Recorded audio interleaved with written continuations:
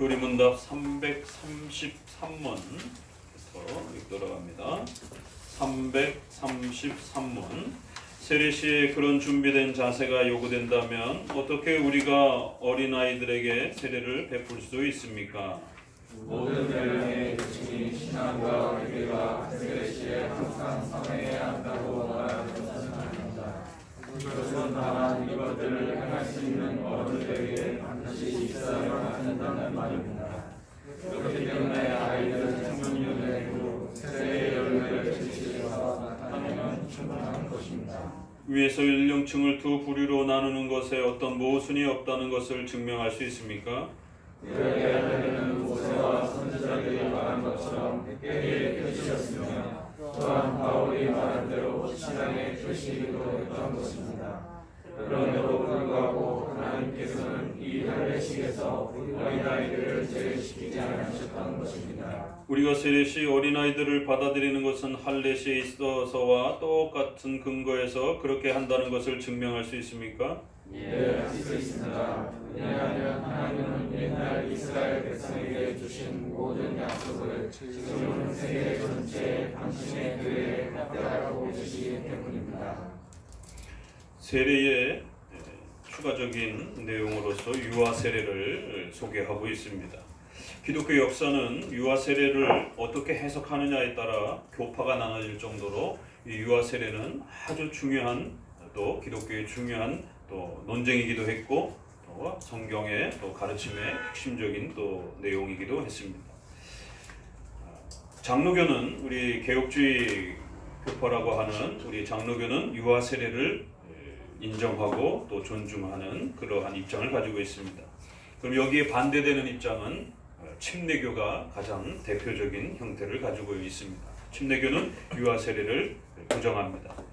침례교는 영국 청교도와 제세례파 종교개혁 시대에 신비주의를 표방했던 제세례파가 이렇게 혼합되어지면서 이제 침례교라고 하는 교단이 특별히 세례의 방법론에 있어서 침례를 강조하면서 이 세례의 독특한 해석, 그래서 세례의 방법, 세례의 또 대상, 또 세례의 효력, 이러한 그 성례와 관련된 해석이 차이가 굵어지면서 결국 그 교파의 이름조차 침례교라고 할 정도로 전통적인 이러한 개혁교회와의 성례론이 해석이 차이가 많이 납니다.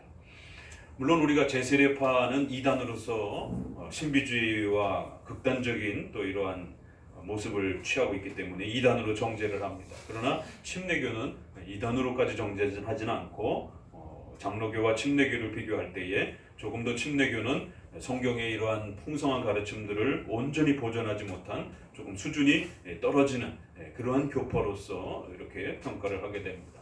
물론 침례교에서 들으면 좀 언짢을 수 있지만 기독교의 초대 교부부터 연결되어지는 기독교의 연속성상에서 교부 시대에 가르쳤던 이러한 소중한 내용들이 또 종교개혁 초기에 가르쳤던 이러한 중요한 내용들이 후기로 오면서 축소되어지는, 그래서 침례교에서는 많은 교리들이 가르쳐지지 않는, 또 감리교라든가 성결교에서도 역시 마찬가지로 어떤 그 논쟁이 붙으면서 2000년 기독교 역사 속에서 소중하게 지켜왔던 내용들이 가르쳐지지 않는 축소가 되어지는 이러한 모습을 보게 됩니다. 그럴 때 장로교는 초대교회 때 또 종교개혁을 이어서 우리가 7대 교리라라고 하는 이 기독교의 중요한 내용들을 온전히 그대로 보존하고 있는 면에서 훨씬 더 우수한 교파적 모습을 가지고 있다라고 말합니다.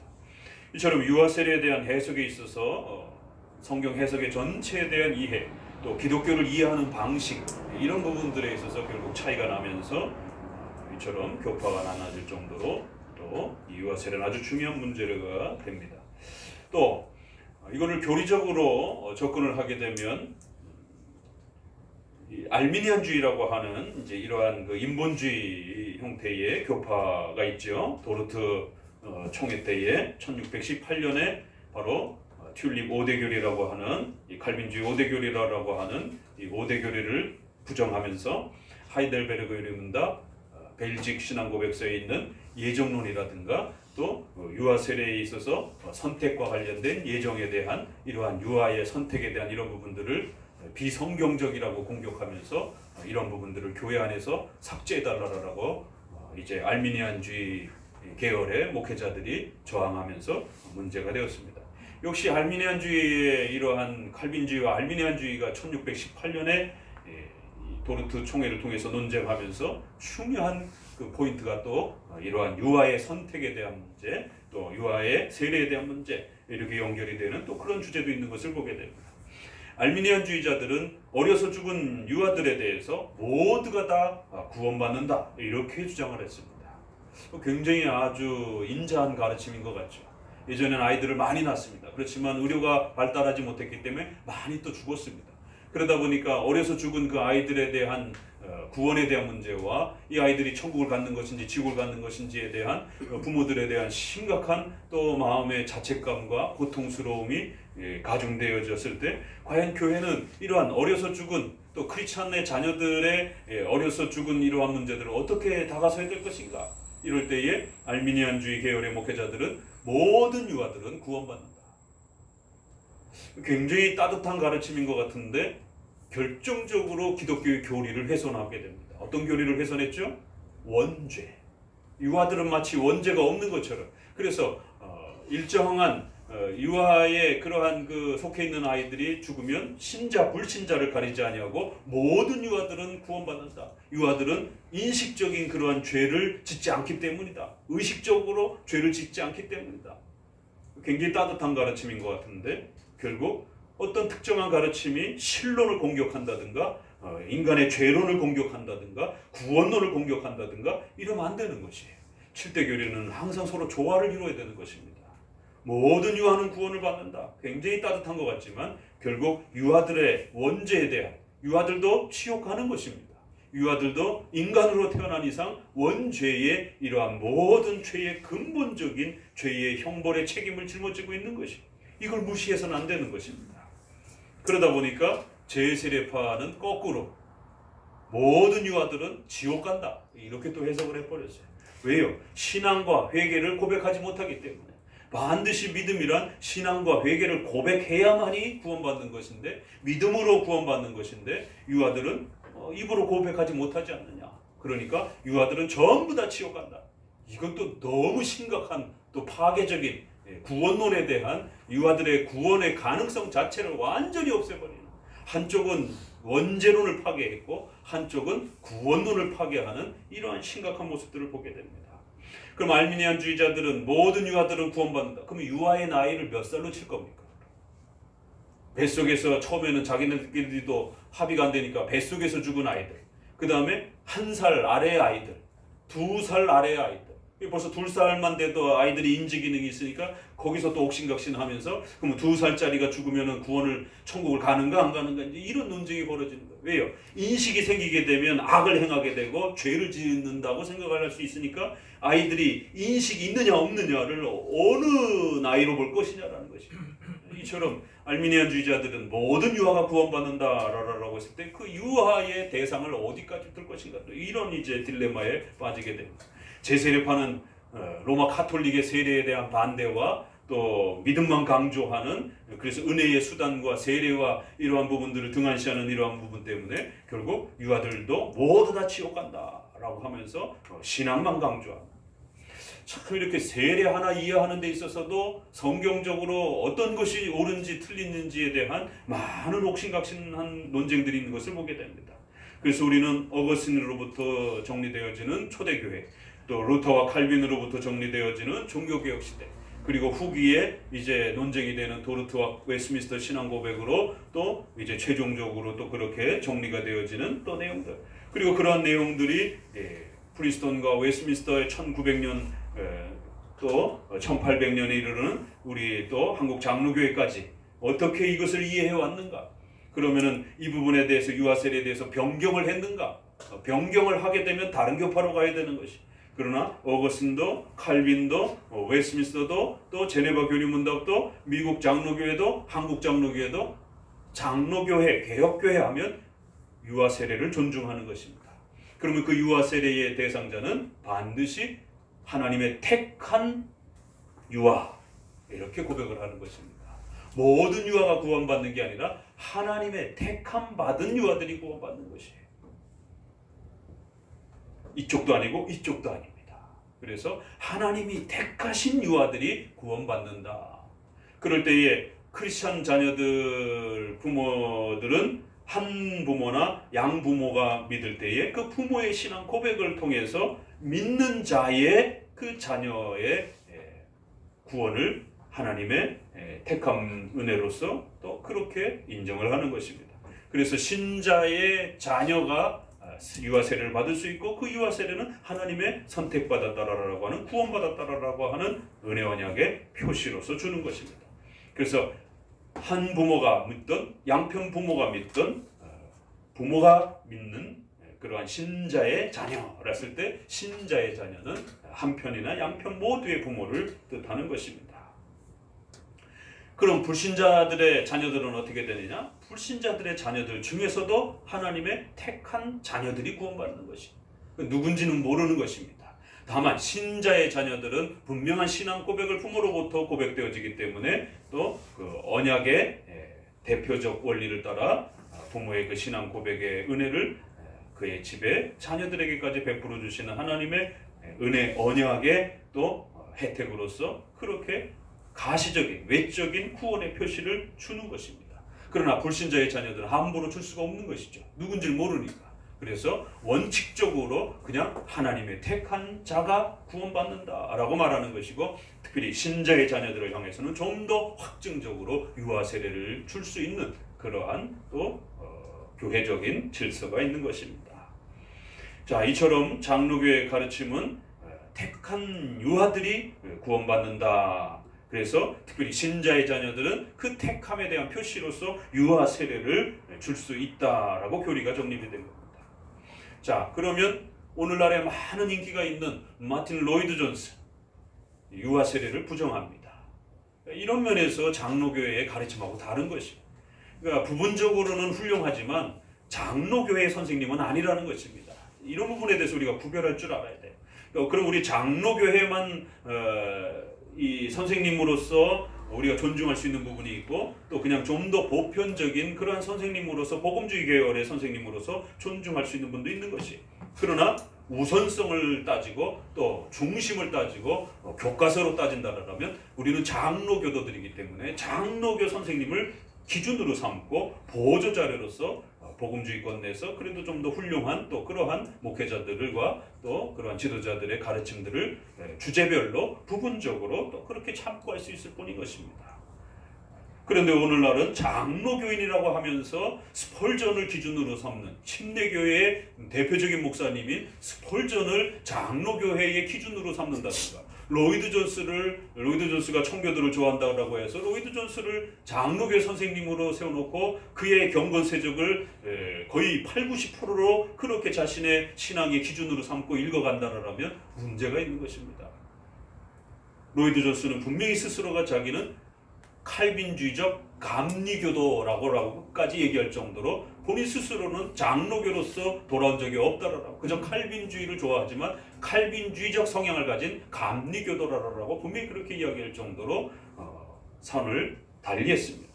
스펄전도 자기는 침례교인이라고 분명히 선을 긋습니다. 자, 이처럼 부분적으로는 교리가 또 훌륭하지만 우리 장로교의 소중한 유아 세례와 관련해서 또 이렇게 유아 세례를 반대하는 또 이런 또 면들이 있는 것을 보게 됩니다. 폴 워셔 같은 한국에 지금 많은 분들이 좋아하는데 동영상을 통해서 한국에 많이 소개가 됐습니다. 그분도 역시 침례교의 대표적인 목사님인 것입니다. 파이퍼 같은 경우도 그렇고요. 그렇기 때문에 중심된 그러한 여러분의 경건에 여러분의 삶 속에서 늘 가까이 읽어야 되는, 또 반복적으로 읽어야 되는 이런 교과서적인 경건서적은 장로교도들의 목사님과 신학자들의 책이 되어야 된다는 것이, 이러한 정도를 구별할 줄 아셔야 돼요. 자, 조나단 에드워드를 한번 유아 세례와 관련해서 비교해 봅시다. 조나단 에드워드는 장로교회를 비판한 분입니다. 회중교회, 독립파 스타일을 좋아한 분이에요. 그런 면에서 교회론에서 분명히 차이가 있습니다. 다른 교리에서는 또 훌륭한 면도 있지만 또 유아 세례와 관련해서는 우리는 신자의 자녀들에게 유아 세례를 준다라고 말합니다.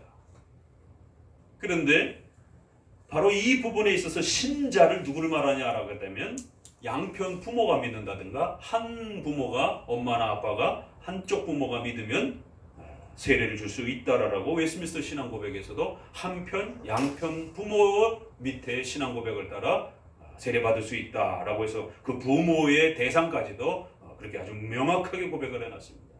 이 부분을 굉장히 에드워드는 비판했습니다. 신앙이 온전하지 못하다라는 것이. 그러니까 에드워드는 청교도의 이런 뜨거움과 신앙과 회개의 이런 강렬함을 이게 이제 소위 말해서 웨스트민스터 계열의 청교도가 아닌 중하위의 소위 말해서 경건주의의 영향을 받는 웨슬레라인과 독일의 경건주의라고 하는 이러한 신앙은 소위 말해서 뜨겁게 해야 된다라고 하는 이런 스타일. 스코틀랜드 웨스트민스터 계열을 통해서 신앙은 교리를 공부하면서 성경을 이해하면서 신앙이 세워져가는 것이다. 그 뜨거움은 여러분의 삶과 사회에 나아가서 여러분의 열정과 에너지를 펼쳐내는 것이 교회에서 막 뜨겁게 막 그렇게 소리를 지르는 이런 스타일을 별로 안 좋아하는 것입니다. 그 뜨거움은 여러분의 삶 속에서 녹여내라는 것이. 그런데 회중파와 독립파는 예배 속에서의 뜨거움을 원했던 것입니다. 그래서 교리 공부와 성경 공부보다는 뜨거운 찬양, 뜨거운 기도, 뜨거운 그런 감격적인 신앙과 회개 이런 부분들을 강조하는 것이 소위 경건주의라. 소위 말해서 그 경건의 그런 뜨거움. 경건이라는 말은 참 좋은 말인데 결국 그러한 뜨거움을 추구하는 교파를 우리가 경건주의라고 이렇게 표현합니다. 그래서 우리가 장로교회를 다른 표현으로 신앙 고백적 장로교회 이렇게 표현을 하기도 합니다. 왜냐하면 장로교회라고 하면서 독립파 스타일을 표현하기도 하고 또 회중파 스타일을 추구하는 교회들이 있기 때문에 그래서 신앙 고백적, 신앙 고백주의적 교회 이렇게 또 표현을 하기도 합니다. 교리 중심적 교회라고도 이렇게 표현하기도 합니다.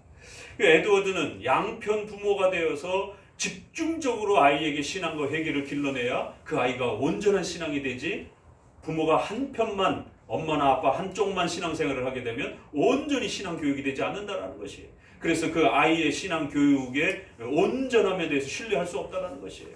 신앙의 수준이 떨어진다는 것이에요. 그래서 한쪽 부모가 믿는 그런 가정에는 유아 세례를 주지 않았습니다. 양편 부모가 다 믿어야 유아 세례를 주는 엄격한 유아 세례주의자 형태를 취했습니다. 그래서 그 할아버지가 목회하던 그 목회에 부임을 받으면서 할아버지는 한쪽 부모 웨스트민스터의 이런 고백을 따라서 한쪽 부모가 믿어도 세례를 다 주었는데 바로 그런 부분과 교인들과 다투기 시작하면서 결국 교인들에게 있어서 한쪽 부모만 고백하는 그러한 유아들에 대한 세례 또 성찬의 참여 문제, 입교를 통한 성찬의 참여 문제 이런 부분들을 엄격하게 금지하면서 결국 교인들과 충돌을 일으키게 되었고 결국 다른 이유도 있지만 결국 그 이유도 추가가 되어서 결국 그 교회로부터 교회를 떠나게 되는 이런 모습을 보게 됩니다. 그러니까 웨스트민스터 신앙 고백을 존중하고 지키면 되는데 어떤 이유 때문인지 자꾸만 그 웨스트민스터의 중요한 표현과 문장들을 시비를 걸게 되고 비판을 하게 되고 공격하게 되고 이 부분은 나는 마음에 안 든다라고 하면서 다른 걸 가지고 오기 시작하는 것이죠. 그럼 그게 다른 게 맞는지 안 맞는지도 검증을 해야 되는데 이런 문제가 발생이 되는 것이죠. 그래서 적어도 이렇게 역사 속에서 우리가 이런 유아 세례와 관련했을 때에도 이처럼 차이가 있다는 것을 기억하셔야 됩니다. 자, 그러면은 제네바 교리문답에서는 웨스트민스터 교리문답과 똑같이 고백하는 것을 보게 됩니다. 자, 그러면 세례 시에 이제 신앙과 회개가 그렇게 중요하다라면 어린 아이들은 신앙을 고백할 수 없는데 회개를 할 수 없는데 그럼 아이들은 구원 문제는 어떡합니까? 그거는 성경에서 회개하라, 믿어라, 그리하면 구원 얻을 것이다 라는 이 명령은 어른들에게 주어진 명령입니다. 그거는 어린아이들에게 주어진 명령이 아닙니다. 모든 연령의 계층이 신앙과 회개가 세례 시에 선행해야 한다고 말하는 것은 아닙니다. 이 짧은 문장이지만 이 한 문장이 신약과 구약을 우리가 어떻게 읽어내야 되는지를 신구약의 통일성에 대한 차이성에 대한 아주 중요한 면을 가르치는 것입니다. 그래서 여러분들이 교리문답을 소리요리문답을 읽어내셔야 된다는 것이에요. 이런 문장 하나를 통해서 우리가 신구약을 너무 쉽게 이렇게 뭉뚱그려서 읽었구나. 그리고 어떤 문장과 표현이 있을 때 이거를 너무 보편화시키는 그러한 실수를 범했구나. 회개하라, 믿어라 라고 하면 모든 계층에 해당이 되는 것처럼 이렇게 읽어버린 것이에요. 그러나 회개하라, 믿어라 라고 했을 때는 뭘 회개해야 될지고 뭘 믿어야 될지를 교리적으로 성경의 가르침을 통하여 정확하게 이해할 수 있는 어른들에 대한 명령이라는 것이에요. 기억 니은도 모르는 엄마 뱃속에서 있는 그런 아이들이 어떻게 회개하고 믿으라라고 하는, 그럼 회개와 믿음은 반드시 하나님의 말씀을 따라 자기가 무슨 죄를 범했는지 어떻게 믿어야 될지를 분명히 알아야 되는 것입니다. 그렇기 때문에 모든 연령층에 명령되어진 것이 아니라 어떤 명령들은 대상이 구별될 수도 있구나. 그래서 성경을 읽을 때에 우리가 얼마나 신중하게 읽어야 되는지, 거기에 문자적으로 이 표현은 어른들에게만 해당되는 겁니다 라고 그렇게 기록되어 있지는 않아요. 그러나 문맥의 흐름을 충분히 헤아릴 때에 또 신구약 전체를 보게 될 때에 신앙과 회개는 인지 기능이 있는 어른들에게 해당된다는 것을 알 수가 있습니다.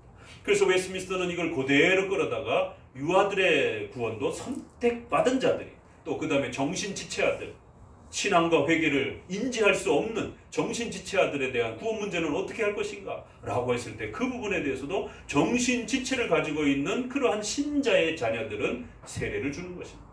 그러나 불신자들은 세례를 주진 않지만 그들 중에도 택한 받은 자들이 있을 수 있는 것이에요. 그래서 택한 받은 자가 구원받는다. 그래서 그 대상을 고백할 수 없는 어린아이들, 또 고백할 수 없는 정신지체까지 포함해서 하나님의 택한 자가 구원받는다라고 하는 이런 기가 막힌, 그래서 원죄도 파괴하지 아니하고 구원의 이러한 대상도 함부로 축소하지 않는 이런 기가 막힌 성경 해석에 아주 멋있게 또 이렇게 정리가 된 겁니다. 그래서 성경을 읽을 때는 이처럼 어느 구절은 특수명령으로, 또 어떤 구절은 제한된 대상 형태로, 또 어떤 구절은 보편적인 모든 사람들에게 주어지는 명령으로 이렇게 구별될 수 있다는 것을 늘 신중하게 신구약의 통일성 아래에서 읽어야 된다는 거예요. 위에서 연령층을 두 부류로 나누는 것에 어떤 모순이 없는 것을 증명하실 수 있습니까? 이거 분명하게 여기에 대한 어떤 증명이 돼야 되지 않습니까? 예, 할 수 있습니다. 왜냐하면 구약에는 할례가 이처럼 8일 만에 할례를 행하는 것이, 그래서 아이들이 어려서 죽는다 할지라도 인지 기능이 없는, 신앙과 회개를 할 수 없는 그런 아이들에게도 전부 다 할례를 주었다라는 것이, 구원의 표시인 할례를 주었다라는 것이, 그리고 그 할례가 신약에 와서는 세례로 그렇게 연결되어진다라고 성경은 우리에게 분명히 이야기해 준다라는 것이. 그래서 구약의 할례는 모세와 선지자들이 말하는 것처럼 회개의 표시였습니다. 그럼에도 불구하고 이 내용을 하나님께서는 할례식에서 어린아이들을 제외시키지 않으셨던 것입니다. 바로 이 부분에서의 유아 세례를 거부하는 침례교와 또 제세례파가 장로교의 해석하고 다른 것입니다. 문자적으로 어디 있느냐? 그러니까 제세례파나 침례교는 제세례파의 영향을 일부 받기 때문에 극단적인 문자주의를 상당히 추구합니다. 그러다 보니까 문자적으로 그러면 구약의 할례가 신약의 할례로 연결된다는 표현이 어디 있느냐? 그런 식으로 성경을 읽게 되면 삼일체도 성경에 문자적으로 없습니다. 우리 신앙의 중요한 어떤 그 기준과 표현들도 이성 1인격 이런 거 문자적으로 없습니다. 성경에 문자적으로 표현되지 않지만 성경의 문맥적으로 성경의 그러한 추론과 성경의 흐름을 통해서 얼마든지 교리로서 읽어낼 수 있는 부분들이 있다라는 것이. 성경을 지나치게 문자적으로만 읽게 되면 큰일 나는 것이. 중세 시대가 너무 풍요적으로 상상, 비유적으로 이렇게 읽어냈기 때문에 중세가 타락했습니다. 그러다 보니까 극단으로 달려가서 오직 문자적으로만 읽어내야 된다. 이렇게 또 양극단으로 떨어지는 것입니다. 그래서 종교개혁은 문자적으로 읽어내야 된다는 것을 원칙으로 세웠습니다. 그러나 그렇다고 해서 극단적인 문자주의는 또 다른 위험을 초래한다. 그래서 항상 문자주의란 문맥을 존중하면서 신구약 전체를 존중하는 방식에서 솔라 스크립툴라, 토타 스크립툴라, 그래서 오직 성경, 모든 성경을 우리 종교개혁의 중요한 표어로 삼았던 것입니다. 이처럼 성경 전체를 또 오직 성경 안에서 이렇게 읽어내면 이처럼 문자적으로 없다 할지라도 문맥과 신구약 아래에서 충분히 읽어낼 수 있다는 것이, 우리가 세례시 어린아이들에게 받아들이는 것은 할례시에 있어서와 똑같이 그렇게 연결되는 것입니까? 예, 하나님은 구약에 또 역시 그 은혜를, 또 신약에도 그 구원의 은혜를 동일하게 집행하는 것입니다. 그래서 신약과 구약의 구원의 방법이 다르다라고 막 이렇게 되면 이단이 됩니다. 제세례파는 신약은 믿음으로 구원받고 구약은 행위로 구원받는다라고 하는 이런 방식에, 이것을 오늘날 세대주의자들이 따라하는 것이고, 또 오늘날 세간점 학파라고 목사님이 누누이 얘기를 했습니다. 세간점 학파. 바로 이 세간점 학파도 유아 세례 부분에 대해서 유아들이 어떻게 구원을 받을 것인가에 대한 해석 논쟁에서 결국 시작이 되면서 구약에 대한 이해와 신약의 이해가 달라지면서 전통적인 칭의론을 공격하기 시작한 것입니다. 이처럼 유아 세례는 단순한 것 같지만 세례와 또 칭의로 이어지는 아주 중요한 우리 기독교의 구원론을 펼쳐내는 중요한 원리를 또 담아내고 있습니다. 이처럼 신구약의 통일성 아래에서 또 하나님의 예정과 선택이라는 또 고백 아래에서 은혜 언약이라고 하는 또 대표성이라고 하는 이러한 중요한 아담을 인류의 시조로서 예수 그리스도를 또 우리의 또 구원의 대표자로 고백하는 또 이러한 은혜 언약의 대표성이라고 하는 중요한 개념들이 유아 세례에 다 녹여져 있는 것입니다. 이것을 장로교에서는 이처럼 유아 세례가 가장 성경적이다라고 이렇게 또 고백하며 지켜온 것입니다. 그렇기 때문에 우리의 부모들은 자녀를 낳게 되면 반드시 유아 세례에 대한 책임과 의무를 짊어지셔야 되고, 그 유아 세례를 통해서 또 교리문답을 평생의 아이들에게 가르치면서 신앙을 반드시 전수해야 되는 또 그러한 의무와 책임감을 반드시 짊어지셔야 됩니다. 이러한 그 조건 아래에서 하나님께서 우리에게 그 부모의 신앙 고백을 따라 자녀들에게까지 구원의 은혜를 부어주시겠다라고 은혜의 풍성함들을 약속하신 것입니다. 그래서 이러한 은혜의 풍성함들을 함부로 무시하게 되면 또 하나님의 무서운 또 징계와 책망을 받게 되는 것입니다. 목숨을 걸고 수백 년 동안 이렇게 논쟁을 하면서 하나님의 소중한 내용과 교리로서 정리해준 이 유아 세례를 함부로 등한시하거나 외면하게 되면 거기에 대한 또 책망을 받게 되는 것입니다. 또 결혼할 또 그러한 부부들, 또 청년들, 또 결혼한 또 이러한 부부들, 앞으로 아이들을 낳아야 할 또 이런 많은 분들은 더더욱 유아 세례에 대한 소중함들을 지금부터 차곡차곡